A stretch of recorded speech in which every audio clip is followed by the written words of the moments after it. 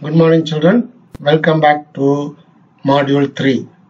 Today we are going to study budding, gemule formation, fragmentation and regeneration. First one, budding. What is the meaning of budding? I hope in lower classes you have studied about the meaning for budding. What is budding? The development of bud as an outgrowth due to repeated cell division at one specific site is called budding. The exact definition is not in your textbook, so students you can note it down. It is the development of bud as an outgrowth due to repeated cell division at one specific site. The budding takes place in sponges and hydra. First one, how the budding takes place in sponges. In sponges, here you can observe the parental individuals. There is a repeated cell division at particular place so that the buds are formed. After that, the bud constricts and detaches from the parent body. Now it leads to a new independent sponge. This is called budding in sponges. And next one, budding in hydra. Here in 4 stages we are going to study budding in hydra.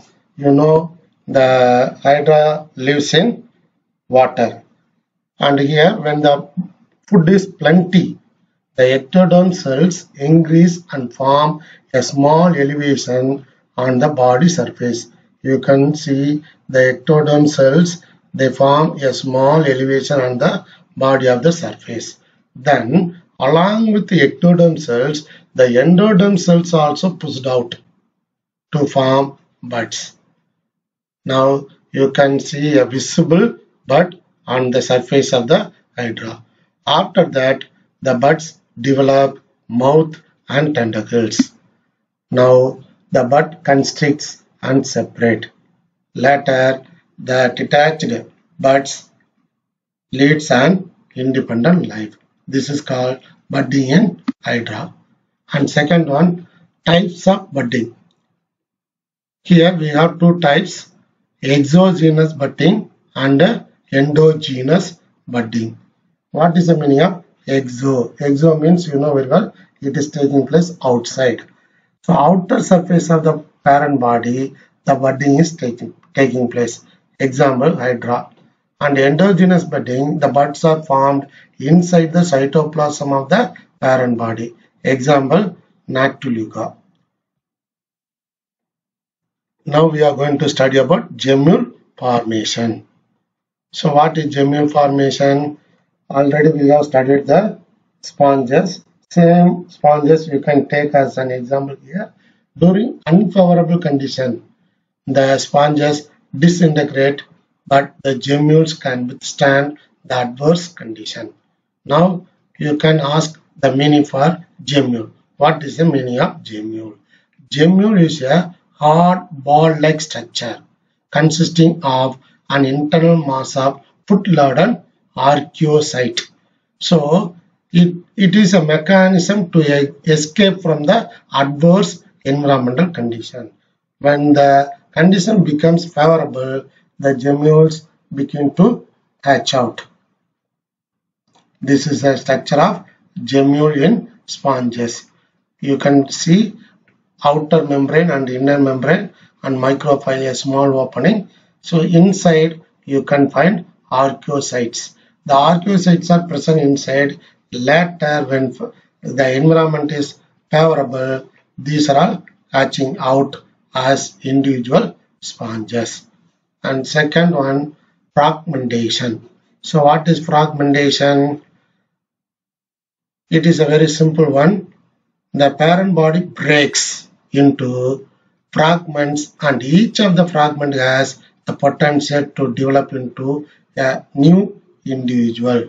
That is the meaning for fragmentation. It is sometimes otherwise known as pedal laceration.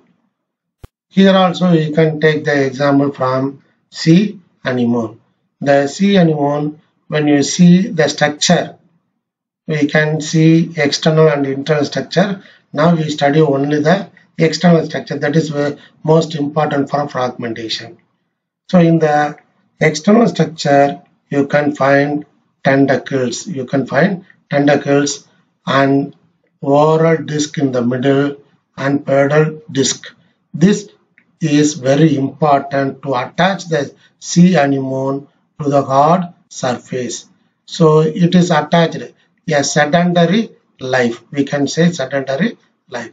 Now this is the external structure of the sea anemone.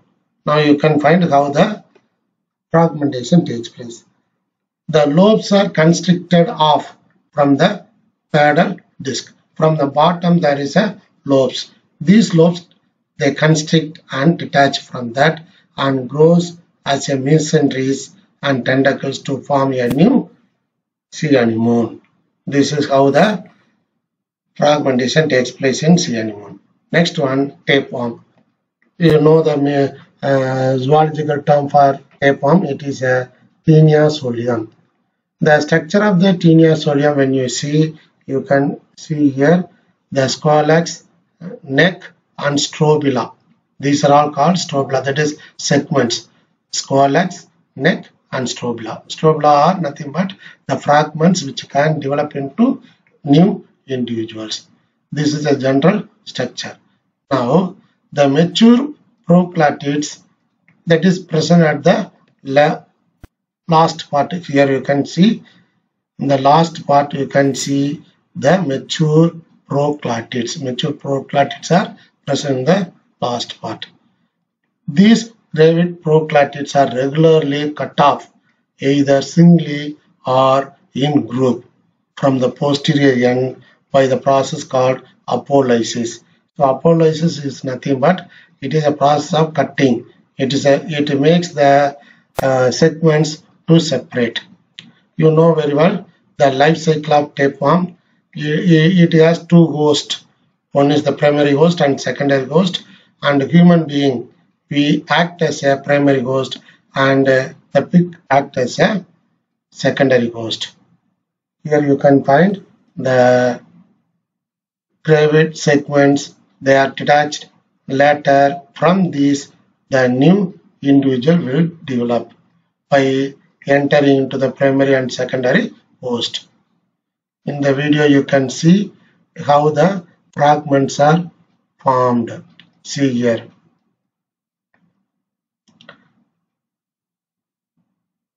Now regeneration.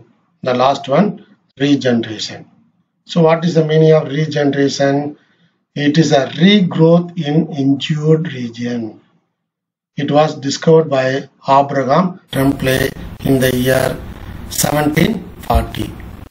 So regeneration, we have two types. One is morphollaxis, epimorphosis. So what is morphollaxis? The whole body grows from a small fragment. Example, Hydra.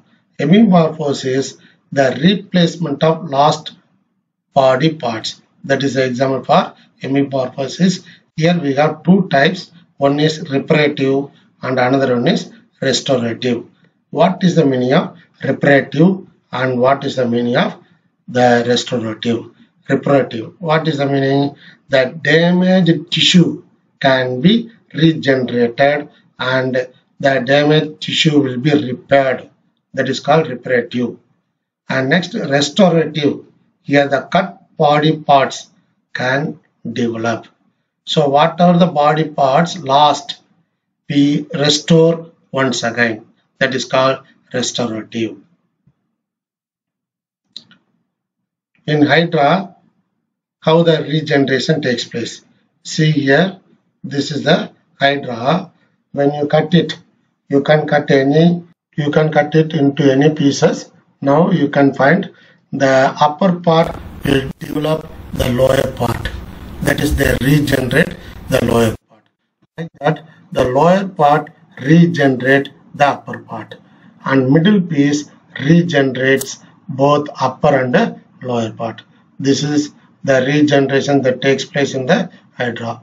And one more, if you cut it in longitudinal axis, so each pieces will develop into a separate individual.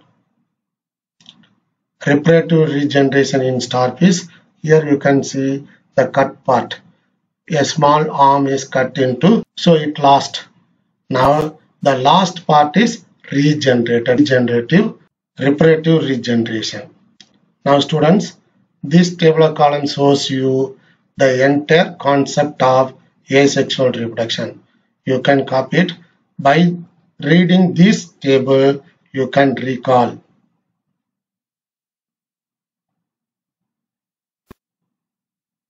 To contact me.